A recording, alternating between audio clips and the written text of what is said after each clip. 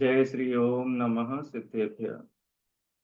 नमो अर्हन्ताणं नमो सिद्धाणं नमो आयर्याणं नमो वज्रायाणं नमो लोये सवसाहुणम्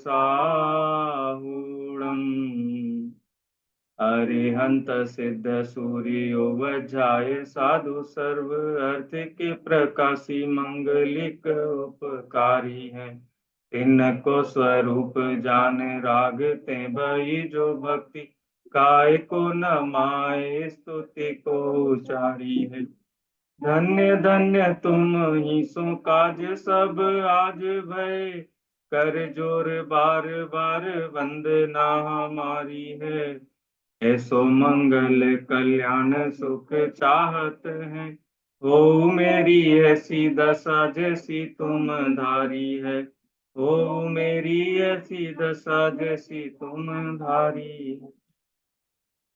छेड़ाला की दूसरी ढाल पर अपनी चर्चा प्रारंभ हुई है और दूसरी ढाल का दूसरा छंद। दूसरी ढाल में क्या विषय आया है कि ये जीव अनादिकाल से चार गति में घूम रहा है, चार गति में घूमते हुए दुख उठा रहा है।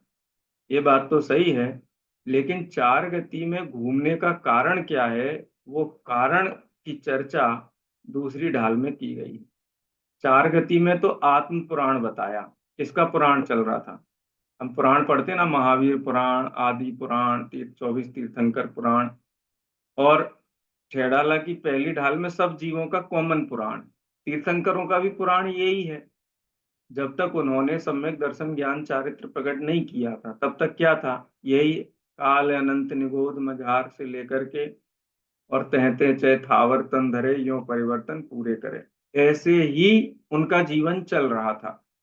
लेकिन जब उनको सर्वज्ञ भगवान के द्वारा बताया हुआ वस्तु का स्वरूप कहो, मैं कौन हूं, मैं कहाँ से आया हूं, मेरा रूप क्या है, ऐसे मौलिक प्रश्न उनके हृदय में जब उठे तो उन प्रश्नों का समाधान उनको तीर्थंकर भगवंतों की सभा में मिला, है ज्ञानियों के प्रवचनों में मिला, मुनि महाराजों के उपदेशों में मिला, है शास्त्र की गाथा और सूत्रों में मिला। उन्होंने समझा और भव का भाव कर दिया।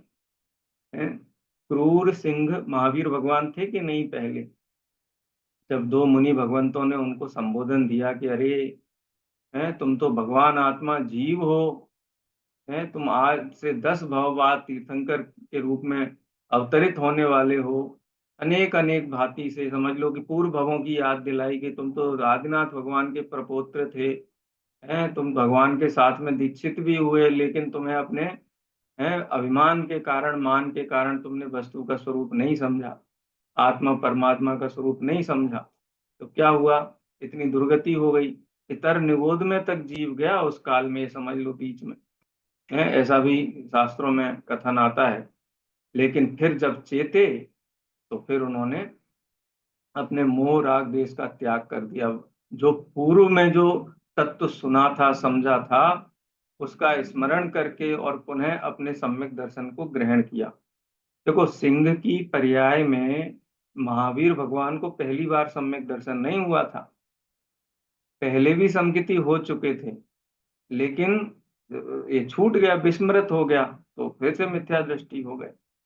और फिर दृढ़ता के साथ उन्होंने फिर वस्तु के स्वरूप को स्वीकार करके, अपने आत्म पदार्थ का स्वरूप स्वीकार करके, अरे जगत के कितने जीवों की हिंसा मैंने की है, इस प्रकार से प्रायश्चित धारण करके, हृदय में दया करुणा धारण करके फिर सम्यक में अपने आप को दृढ़ किया। और फिर क्रम से 10 पर्यायों में उन्होंने अनेक देव मनुष्य होते हुए अंत में वर्धमान महावीर हुए। और वर्धमान महावीर होकर के और फिर दिगंबर दीक्षा पहले भी ली थी, इन 10 भवों के बीच में दिगंबर दीक्षा भी हुई उनकी, है। और नारायण भी हुए, बहुत ऊंचे ऊंचे पद भी धारण किए। इसका मतलब वो सम्यक दर्शन उनको पहली बार नहीं हुआ था। लेकिन वस्तु का स्वरूप समझे बिना संसार का किनारा नहीं मिलता है। इसलिए हम सब ये प्रतिज्ञा करके रखें मन में कि इस मनुष्य भाव में एक काम तो हम नियम से करके जाएंगे। क्या? कि शास्त्र का क्रमिक अध्ययन करके जाएंगे। ये देह छूटे उसके पहले पहले जैन तत्व ज्ञान हम अपने जीवन में ग्रहण करके जाएंगे, समझ के जाएंगे, कुछ भी हो जाए किसी भी कीमत पर तत्व ज्ञान हम जरूर समझेंगे, ये प्रतिज्ञा हमारे जीवन में जरूर होनी चाहिए।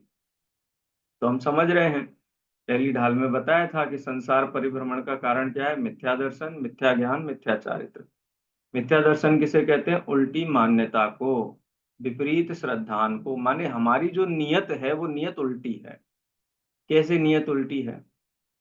कि जब हम जिनेंद्र भगवान को देखते हैं, दर्शन करते हैं मंदिर में, तो उन्हें देख करके हमें क्या परिणाम आता है, इससे हमारी नियत तुरंत पता चल जाएगी। क्या हमको जिनेंद्र भगवान को देख करके ये परिणाम आता है कि हे जिनेंद्र भगवान, जैसे आपने वस्तु का स्वरूप समझ करके अपनी आत्मा को पहचान करके और उसमें अनंत अनंत काल के लिए लीन हो गए, ऐसा दिन हमारे जीवन में कब आएगा कि हम भी आपके जैसे अरहंत हो जाएं और इस संसार परिभ्रमण से छूट जाएं?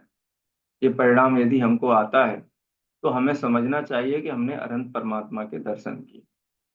बहुत सारे लोग तो घर से निकलते हैं, बोले नाश्ते का टाइम हो रहा है, क्या करें, मंदिर के बगैर नहीं करते हैं, तो बस अभी जाके आया, बोलते कि नहीं, अभी जाके आया।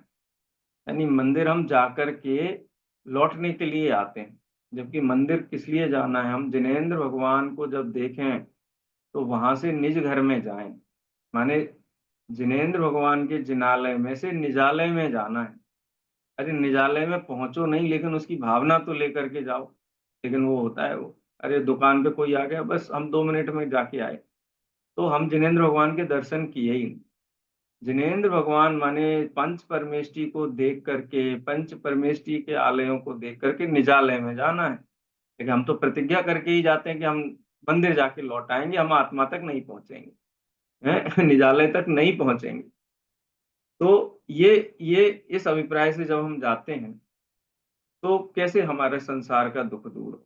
अनंत परमात्मा ने इस मार्ग से तो वो अनंत नहीं बने, वो उन्होंने पंच परमेष्टि को देखा है, उनसे देशना ग्रहण की, और जहां जाना चाहिए था वहां गए। अब वहां जाने का भाव क्यों नहीं होता है? अनंत परमात्मा को देख करके कितने लोग तो ऐसी ऐसी चीजें मांगते हैं, हंसी आती है उनपे। भगवान महावीर से पुत्र आदि मांगते हैं, बेचारे भगवान महावीर स्वयं ब्रह्मचर्य व्रत के धारी बाल ब्रह्मचारी, उनसे पुत्रादि की कामना करते हैं। 24 तीर्थंकर भगवंत है, उनसे ये कामना करते हैं कि भगवान हमारा व्यापार अच्छा चले। अरे यदि व्यापार आदि में सुख होता तो तीर्थंकर घर गृहस्थी छोड़ करके क्यों जाते?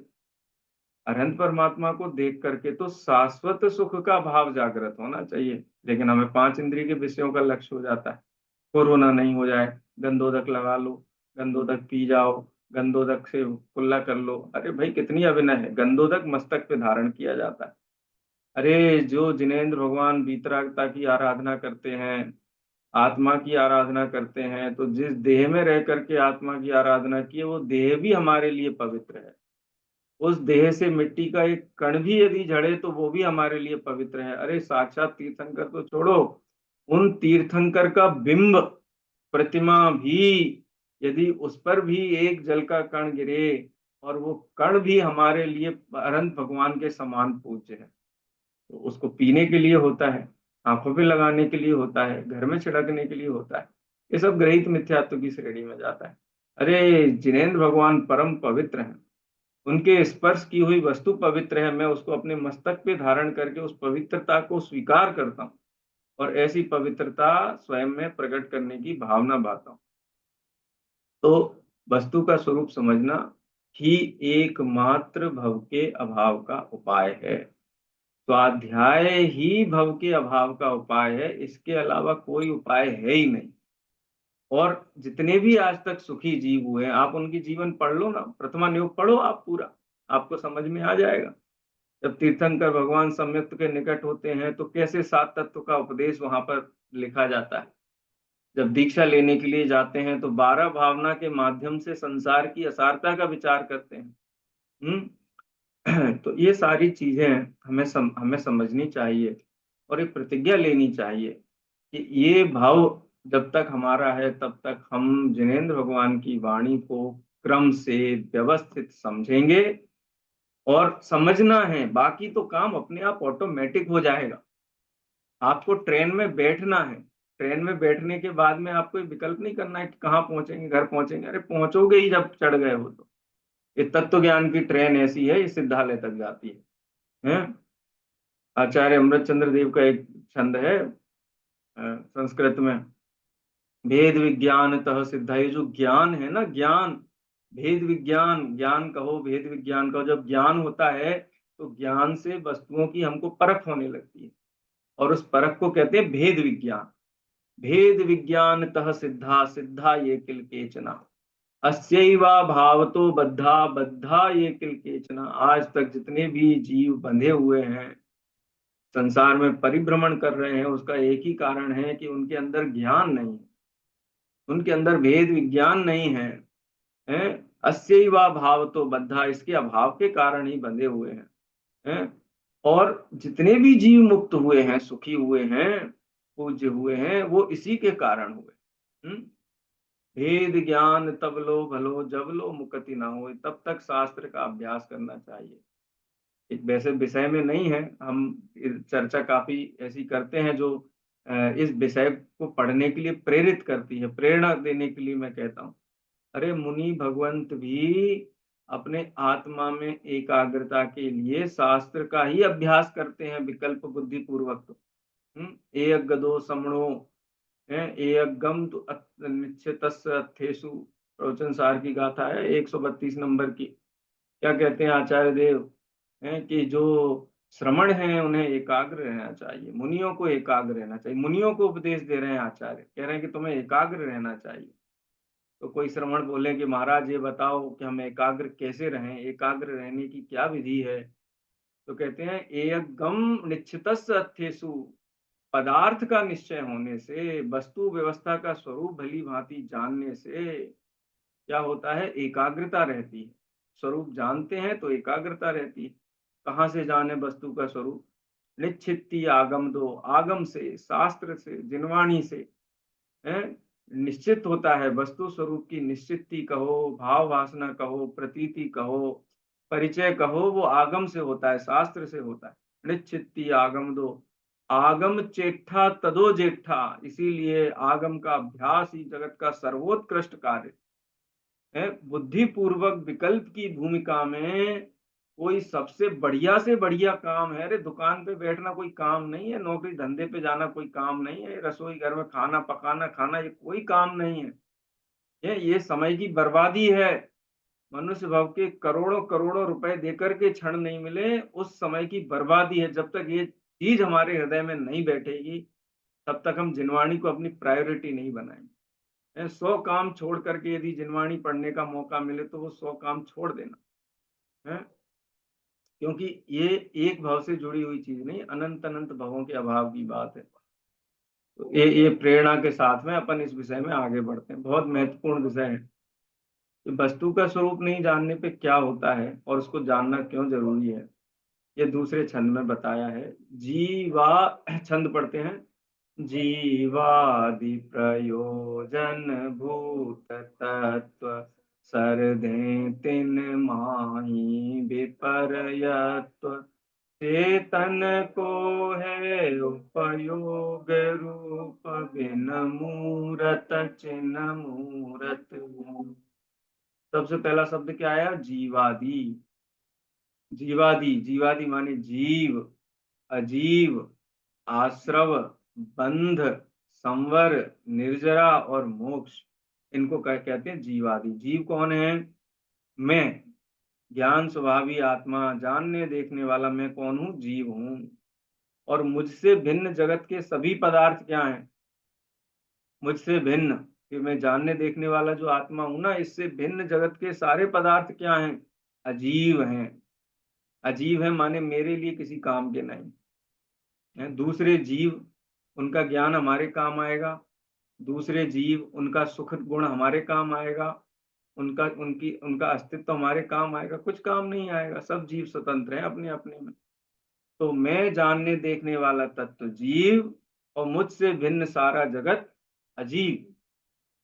आश्रव बंध, आश्रव मतलब कि जब हम मोह राग द्वेष रूप भाव करते हैं तो क्या होता है? आश्रव होता है। किसका आश्रव होता है? कर्मों का आश्रव होता है, कर्मों का आश्रव होता है। और कर्मों का आश्रव होता है तो आश्रव होने के बाद क्या होगा? कर्म आएंगे तो बंद हो जाएगा, वो हमसे बंध जाएंगे। कितने काल तक के लिए बंधेंगे? कि जैसा परिणाम होगा, जितनी स्थिति होगी उतने काल तक के लिए बंधेंगे।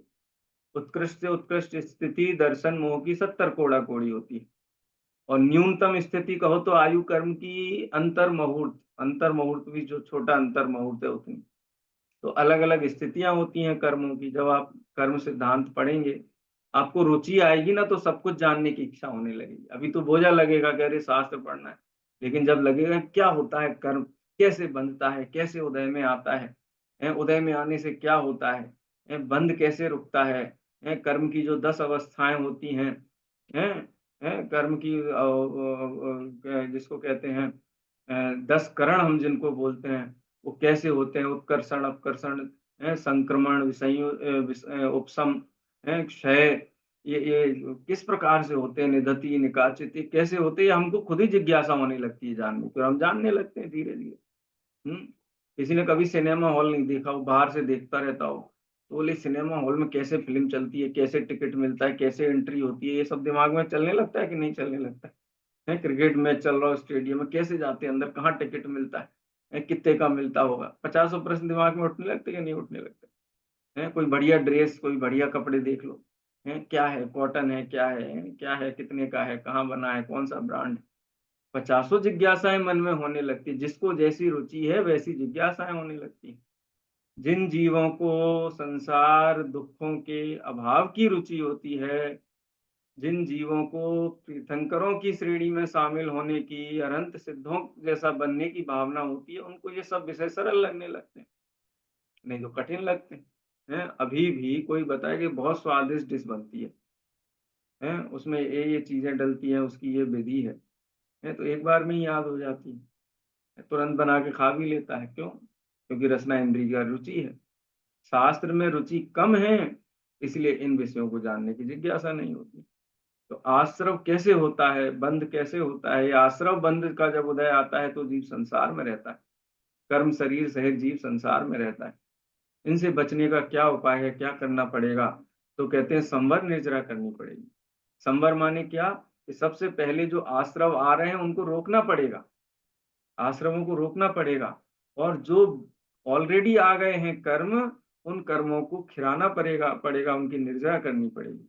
अच्छा, जब पूरी तरीके से निर्जरा हो जाएगी, सारे कर्मों से जीव अलग हो जाएगा, तो क्या होगा?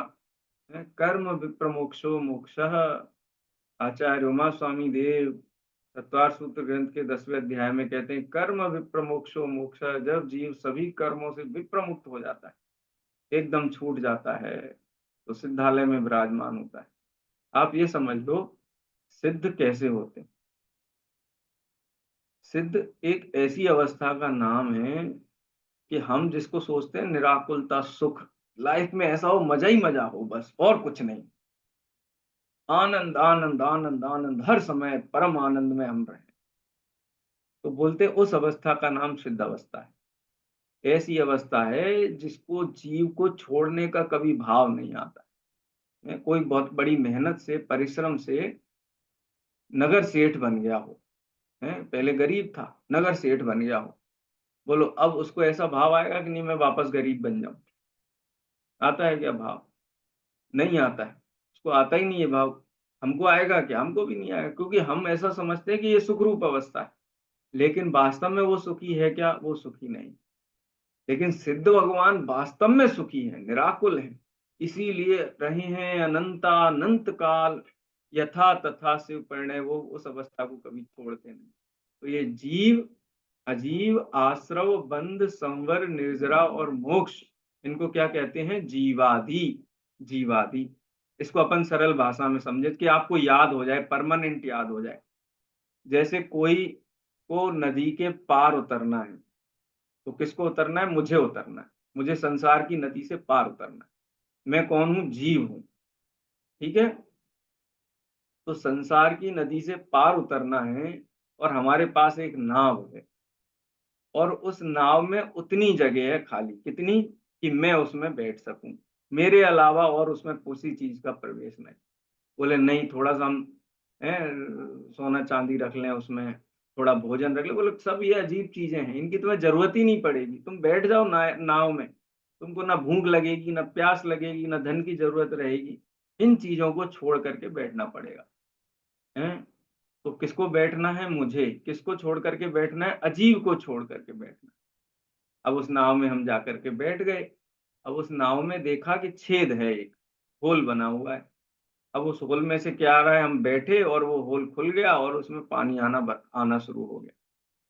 तो वो जो छेद है, जो होल बना हुआ है, वो पानी आने का द्वार।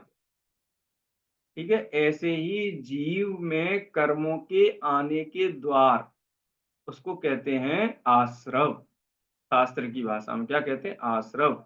है कर्मागम द्वारो आश्रव है। जो कर्म का द्वार है, काय वांग मनः कर्म योग है, सा आश्रव। ये जो मन वचन काय की चंचलता के कारण जो कर्मों का द्वार है, उसको आश्रव कहते हैं। और वो जो आए हुए कर्म है ना, वो उसमें भर गए, माने पानी भर गया नाव में। आने एक प्रक्रिया है और भरना सेकंड उसका स्टेप है, उसको बोलते हैं बंध। कर्म आए और आत्मा में रुक गए। अब हमको पार उतरना है। ऐसी स्थिति में पार उतरा जा सकता है क्या कि नाव में छेद हो और उसमें पानी भर रहा हो, और ऐसी स्थिति में नाव चल करके पार पहुंचेगी क्या? बोले नहीं पहुंचेगी। तो सबसे पहला काम क्या करना है कि डब्बा लेकर के हम नाव को खाली करें, या फिर सबसे पहले छेद बंद करें। हैं? यदि हम पानी बाहर फेंकते रहेंगे और छेद बंद नहीं करेंगे तो क्या होगा? पानी आता रहेगा, फेंकते रहो। कर्म का निर्जरा कर्म तो अपनी स्थिति करके झड़ता रहेगा। थोड़ा बहुत आप बाह्य व्रत तब करके झड़ा दोगे, लेकिन उससे आपका काम नहीं पूरा होगा। तो सबसे पहले क्या करना पड़ेगा? उस छेद को बंद करना। इसको बोलते हैं संवर। क्या बोलते हैं? संवर।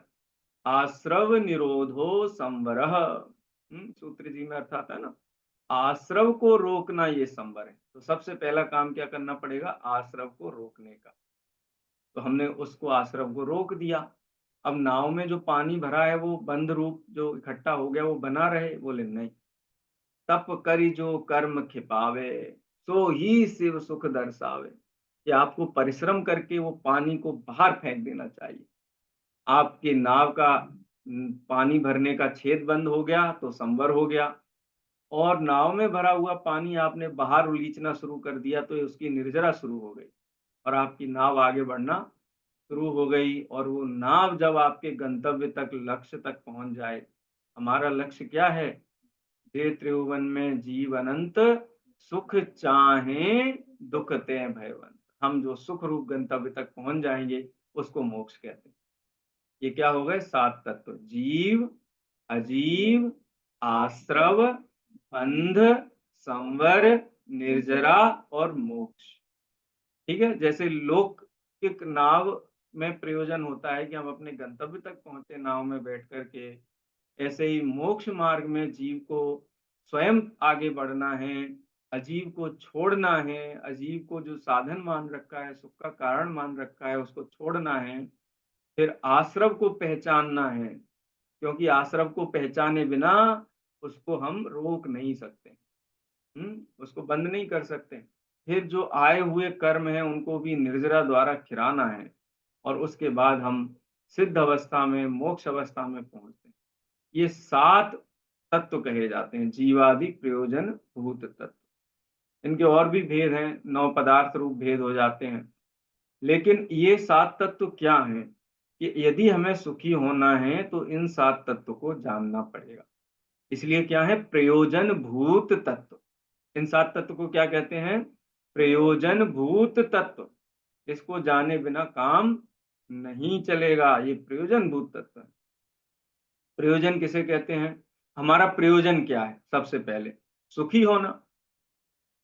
तो आप ये समझ लो, अगर हम इसको परिभाषा बनाएंगे तो ऐसी परिभाषा बनेगी कि जिसकी सच्ची श्रद्धा के बिना हम सुखी ना हो सकें, उसे प्रयोजन भूत तत्व कहते हैं। अथवा सरल बनाओ तो जिसकी सच्ची श्रद्धा करने से हम सुखी होते हैं उसको प्रयोजन भूत तत्व कहते हैं। हमको सुखी होना है तो इनको जानना पड़ेगा। समय सार में भी आचार्य कुंद कुंद देव क्या कहते हैं, 14 नंबर की गाथा है ना, है भूदत्थेना विगदा जीवा जीवाय पुण्य पावम य आसव बंधन संवर आसव संवर निज्जर बंध मोक्षोय सम्मतम, कि भूतार्थ नय से वास्तव में समझ करके जाने हुए जीव पुण्य पाप आश्रव संवर निजरा बंध और मोक्ष ये सम्यक तो है, ये सम्यक दर्शन। सूत्र जी में आचार्य उमा स्वामी जीवा जीवा श्रव बंध संवर निर्जरा मोक्ष निर्जराह, ये 7 तत्व है, निर्जरा तत्वम। आचार्य अमृत चंद्र देव कहते हैं जीवा जीवादि नाम तत्वार्थानां सदैव कर्तव्यम विपरीता विनिवेशा विविक्तमात्मरूपम तत्। ये जो जीवादि तत्व हैं, जीवादि तत्व हैं, इनका करना चाहिए, क्या करना चाहिए, ये संशय विपर्य और अनध्यवसाय से रहित श्रद्धान करना चाहिए। ये सम्यक दर्शन कहाँ मिलता है? अरे मैं आत्मा ही सम्यक दर्शन हूँ, ये श्रद्धा गुण इस आत्मा मेरा ही है। जब मेरा ये श्रद्धा गुण यथार्थ हो जाता है, सही हो जाता है, उसमें उल्टा पना नहीं रहता है, तो वही सम्यक दर्शन कहलाता है। सम्यक दर्शन कहीं से लेके नहीं आना है, वो सम्यक दर्शन आत्मा का ही गुण है, लेकिन वो अभी मिथ्या परिणमन कर रहा है, उसका फिर सीधा परिणमन होने लगेगा। क्या कहा? जीवादि प्रयोजन भूत तत्व। लेकिन अज्ञानी जीव क्या करता है? ये 4 गतियों में जो जीव दुख पा रहा था, वो क्या करता है? सरधे तिन माही विपर्यत्व। श्रद्धा तो करता है, लेकिन कैसी श्रद्धा करता है? उल्टी श्रद्धा करता है। कैसी उल्टी श्रद्धा करता है? जो अजीव है उसे जीव जानता है। जैसे शरीर क्या है? जीव है कि अजीव है? अजीव है, इसको क्या मानता है? जीव मानता है। और जीव को अजीव मानता है। मैं हूं जीव, जानने देखने वाला, लेकिन मैं मर जाऊंगा। कब मर जाऊंगा? जब ये देह बूढ़ी हो जाएगी, जब ये देह काम करना बंद करेगी तो मैं मर जाऊंगा। अरे भाई, ये जीव है, अजीव नहीं है। ये जीव देह नहीं है, तो अजीव को जीव मान लेता है, जीव को अजीव मान लेता है। यहीं से संकट खड़ा हो जाता है। आश्रव दुखकारी हैं, आश्रव जीव को तकलीफ देने वाले हैं, लेकिन आश्रव को बढ़िया मानता है, आश्रव को सुख का कारण मानता है। जैसे छोटे छोटे बच्चे हैं, ठीक है, बोर्ड का एग्जाम चल रहा हो 10वीं 12वीं का, उनको फिल्म देखने में बहुत मजा आती है, कॉमिक्स पढ़ने में बहुत मजा आती है, खेलने कूदने में बहुत मजा आती है, मस्ती करने में बहुत मजा आती है। तो ये मजा है कि ये दुख का कारण है। दुख का कारण कैसे? कि चलो इसमें मजा आ रहा है तो करते रहो, यही करते रहो, और यही करते रहे, और परीक्षा आ गई, परीक्षा देने गए, कुछ आ ही नहीं रहा लिखने के लिए, तो क्या होगा? फिर से वही 1 साल फिर पढ़ना पड़ेगा बोर्ड में। तो वो दुख का कारण हुआ कि सुख का कारण हुआ? तो है दुख का कारण है, समय की बर्बादी करना दुख का कारण है, लेकिन उसको सुख का कारण जाना तो वो हमारा समय ऐसे ही बार बार बार बार बार बार बर्बाद होता रहेगा। अब हमको ये डिसाइड करना पड़ेगा। है? ये आश्रव है वो ऐसे ही है, बड़े मजा आता है आश्रव करने में। आश्रव करना मतलब राग द्वेष करना, मोह करना, है, घर गृहस्थी के काम, घर में शादी हो तो 24 घंटे बिना थके लग सकता है, और 40 मिनट का प्रवचन हो, 40 मिनट के बाद ऐसा लगता है कि पहाड़ उठा के आए हो कहीं से, थकान हो जाती है। ये क्या है? ये आश्रव है, आश्रव बंध है। तो सरधे तिन माही विपर्यत। और जो संवर निर्जरा हैं, जो सुख के कारण हैं, उनको क्या मानता है? दुख का कारण मानता है। अभी आगे आने वाला है। आत्म हित हेत विराग ज्ञान ते लखे आपको कष्टदान। जो वैराग्य है, ज्ञान का अभ्यास है, वो आत्मा के लिए हितकारी है, लेकिन इस जीव को ऐसा लगता है कि प्रवचन में बैठता हूं तो ऐसा लगता है दिमाग फटा जा रहा है हमारा। ऐसा लगता है प्रवचन में बैठ के कभी हार्ट अटैक आएगा और यहीं प्राण निकल जाएंगे। हमसे 5 मिनट बैठना हमको मुश्किल लगता है वहां, इसलिए हम बैठते ही नहीं है। निगोध में जाकर के एकेंद्री में है, दुख नहीं लगता है, हैं? ये संसार की अवस्थाओं में दुःख नहीं लगता है, लेकिन ज्ञान और वैराग्य में दुःख लगता है। क्यों लगता है? क्योंकि ज्ञान वैराग्य का परिचय नहीं। यदि ज्ञान वैराग्य का परिचय होगा तो वो समझ में आएगा कि सुख का कारण, जैसे बच्चे होते हैं ना, छोटे-छोटे बच्चे, उनके लिए बढ़िया से एक बढ़िया स्वादिष्ट से स्वादिष्ट बहुत मन से एक मिठाई बनाओ और बच्चे को बेटा ये खाओ बहुत स्वादिष्ट है। बच्चा कहेगा नहीं, नहीं हम नहीं खाएँगे, हमको नहीं पसंद है, हमको तो बहुत खराब लगती है, हटा लो हमारे सामने से, हम नहीं खाएँगे, कुछ भी हो जाएगा है, प्राण निकल जाएँगे तो भी नहीं खाएँगे हम। हम क्या कहते हैं बेटा खा के तो देख एक बार चख के तो देख, एक बार स्वाद लेके तो देख, गारंटी है अगर एक बार स्वाद ले लिया तो यही मिठाई कहेगा हमको तो यही खानी है। ये ज्ञान वैराग्य ऐसा ही है।